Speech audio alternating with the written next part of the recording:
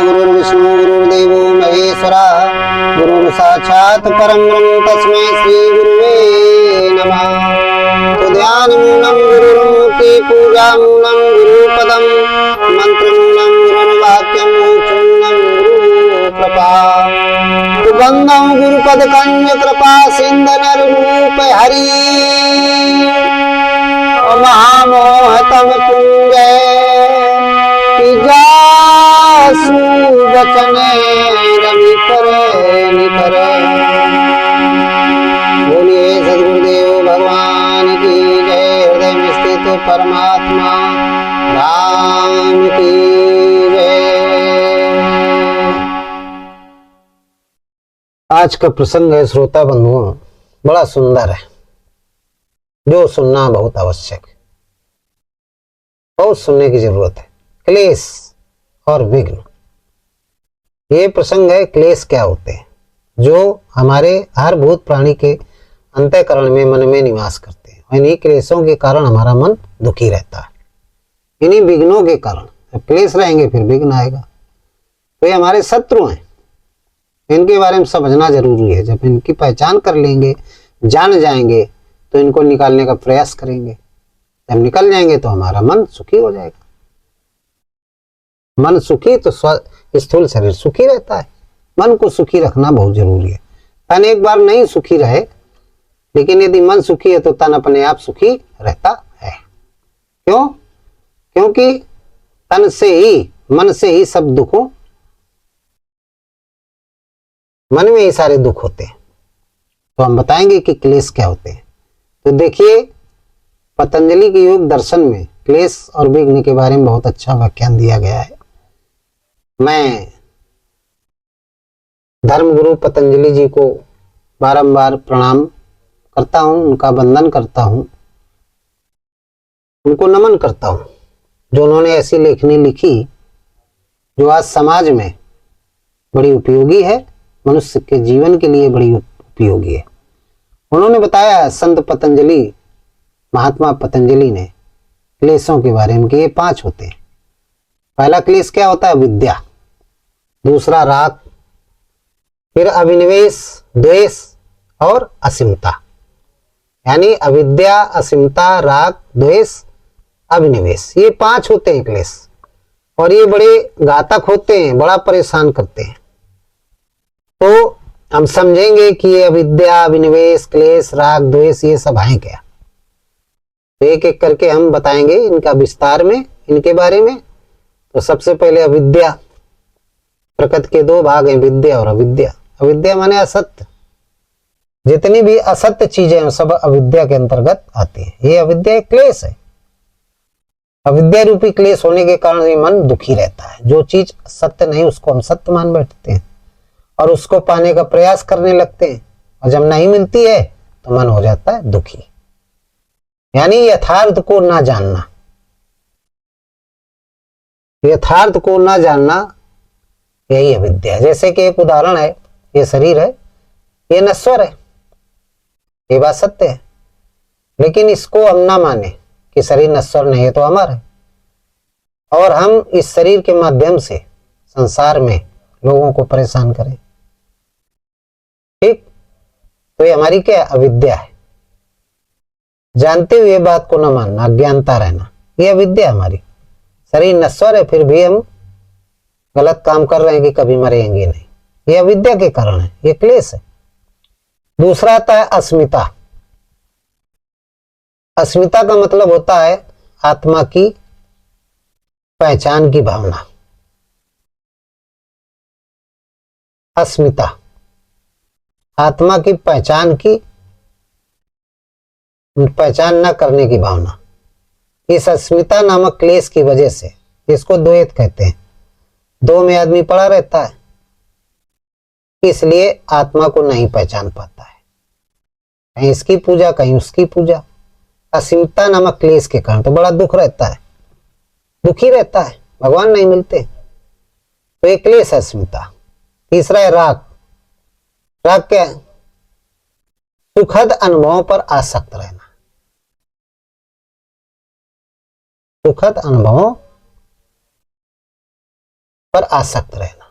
जितने भी सुखद अनुभव हैं, सभी प्रकार के सुखों पर लिप्त रहना, चिपके रहना, ये भी एक क्लेश है और वो दुख के कारण है। हम चिपके रहे हैं, हमारा जीवन पूरा इसी में जा रहा है, तो ये क्या है? दुख का कारण है। राग तीसरा, और चौथा है द्वेष। इसको घृणा कहते हैं। जो दुखद अनुभव है, दुखद अनुभवों से घृणा और उन्हें दूर भगाना, ये द्वेष है। किसी व्यक्ति से बिना कारण के ही हम घृणा करें, कोई कारण नहीं है, वो हमारा कुछ नहीं बिगाड़ा, फिर भी हम उससे घृणा कर रहे हैं, अरे बेकार है, दूर हटो, कोई निजी स्वार्थ है इसकी वजह से। तो ये द्वेष नामक जो क्लेश है, ये बहुत परेशान करता है, बिना मतलब का होता है, बिना कारण के। फिर पांचवा अभिनिवेश, मृत्यु और पतन का भय हमेशा बना रहना। ऐसा डर बना रहना कि पता नहीं हमारी कब मृत्यु हो जाए, हमारा कहीं धन ना चला जाए, क्योंकि अभिनिवेश नामक क्लेश है आपके अंदर। अभिनिवेश नामक क्लेश तब होता है जब हम सत्य को पहचान नहीं पाते हैं, गलत काम करते हैं, गलत काम के द्वारा धन अर्जन करते हैं, तो अभिनिवेश नामक क्लेश मन के अंदर पैदा हो जाता है और मन हमारा दुखी रहता है। ये 5 क्लेश हैं, अविद्या, अस्मिता, राग, द्वेष, अभिनिवेश। अब महात्मा पतंजलि ने बताया, ये तो हमने आपको बताया क्लेशों के बारे में, अब उन्होंने विघ्नों के बारे में, जिनको विक्षेप कहते हैं, उनके बारे में भी बताया कि विघ्न कितने हैं। विघ्न 9 प्रकार के होते हैं, क्लेश 5 प्रकार के होते हैं, दोनों मिला के 14 दुश्मन होते हैं सबके मन के अंदर।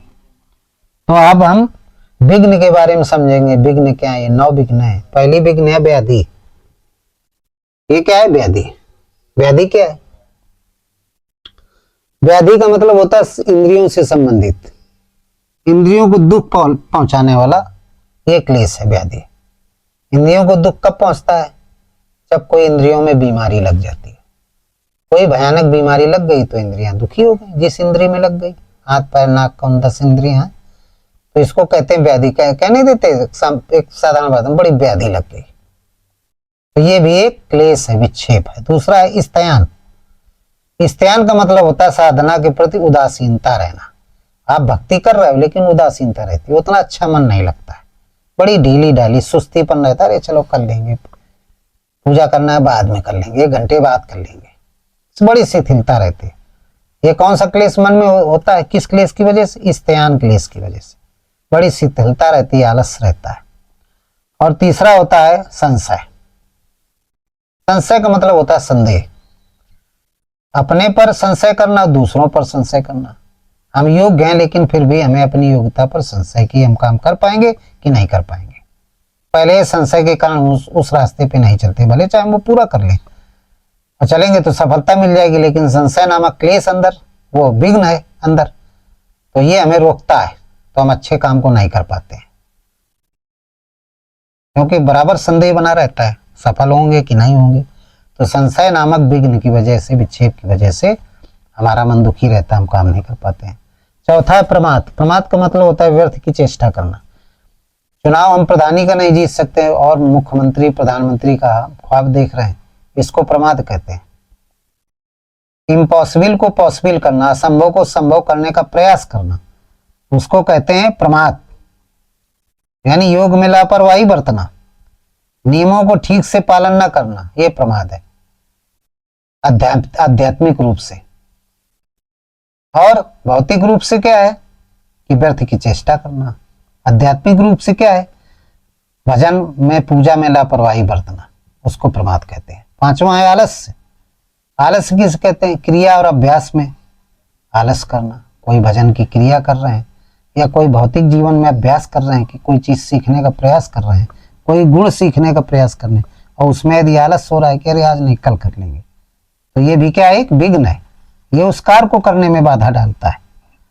छठवां है अविरति। अविरति, अविरति, अविरत का मतलब होता है कि विषयों, इंद्रियों के विषयों में मन का रम जाना।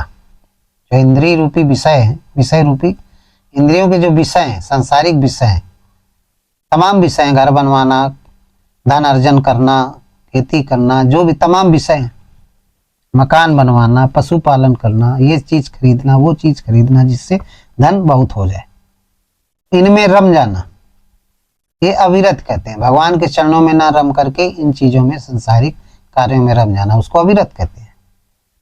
रति माने भगवान के चरणों में प्रीत होना, अविरत माने भगवान के चरणों से दूर हो जाना। फिर है अगला भ्रांति दर्शन। भ्रांति दर्शन क्या है? ये झूठी समझ या भ्रम, भ्रम का अंदर आ जाना। भीष्म पितामह के अंदर क्या था? भ्रांति दर्शन था। वो भी भ्रांति दर्शन में पड़े रहे, कलसते रहे 18 महीने बाणों की सैया पे। भ्रांति दर्शन रावण को भी था, वो सोचता था ये तपस्वी कहाँ में मार पाएंगे। इसी भ्रांति दर्शन की वजह से सारा परिवार मारा गया, अंत में वो मारा गया।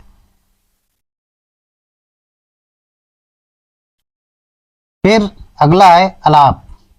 अलाप का मतलब होता है सही अवस्था को प्राप्त करने में असफलता। असफलता, जो सही अवस्था है, भक्ति की सही अवस्था है, उसको प्राप्त करने में असफलता, उसको अलाप्त कहते हैं।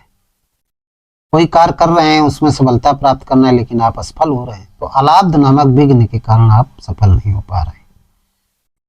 लापरवाही आप कर रहे हैं, गहराई से उसको समझ नहीं रहे हैं कि चीज हमें प्राप्त होगी तो कैसे। जो चीज जितनी कीमती होती है उसकी उतनी कीमत चुकानी पड़ती है। यदि आप नहीं चुका रहे हैं तो निश्चित रूप से आपके मन के अंदर अलाभ नामक जो विघ्न है वो जागृत हो गया है।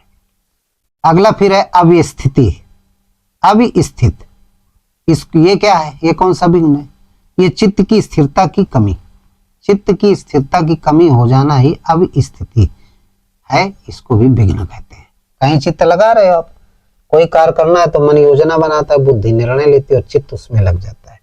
तो मन ने तो योजना बनाया, बुद्धि ने निर्णय लिया, लेकिन चित्त तो उसमें नहीं लगा, स्थिर नहीं रहा, थोड़ी देर लगा, इसके बाद हट गया। तो क्यों ऐसा हो रहा है?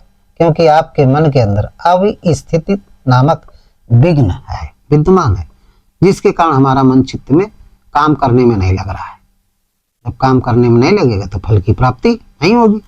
ये इस विघ्न के, तो इस तरीके से 9 विघ्न है, 5 क्लेश है। ये मनुष्य जीवन के लिए बहुत घातक है। हर व्यक्ति को सदगुरु की कृपा के माध्यम से और भजन की विधि के माध्यम से, एक परमात्मा के भजन नाम जप के माध्यम से इन विघ्नों को अंतःकरण से निकाल देना चाहिए, तभी तुम्हारा मन पवित्र हो पाएगा। और इसीलिए जब पवित्र हो जाएगा तो गोस्वामी जी ने लिखा है कि निर्मल मन जन, भगवान ने कहा है कि सो मोहि पावा मोहि कपट छल छिद्र न भावा। निर्मल मन जन अति सो मोहि पावा मोहि कपट छल छिद्र न भावा। निर्मल मन होगा तो भगवान की प्राप्ति हो जाएगी। जब सारे विकार 14 विकार हट जाएंगे तो मन निर्मल हो जाएगा, तो भगवान की प्राप्ति हो जाएगी, आपका कल्याण हो जाएगा, निश्चित रूप से आपका कल्याण हो जाएगा। तो आप लोगों की बात समझ में आ गई होगी मेरे प्रिय श्रोता बंधुओं। आपका कल्याण हो और सत्संग को सुनिए और अपने स्मृति में इसको धारण करिए। निश्चित रूप से आप सुखी रहेंगे, समृद्धशाली रहेंगे। इन्हीं शब्दों के साथ आज का प्रसंग समाप्त करते हैं। बोलिए सद्गुरुदेव भगवान की जय। सर्वे भवन्तु सुखिना, सर्वे सन्तु निरामया, सर्वे भद्राणि पश्यन्ति मा कश्चित् दुःखभाग् भवेत्। बोलिए सद्गुरुदेव भगवान की जय। हृदय में स्थित परमात्मा राम की जय। ओम राम।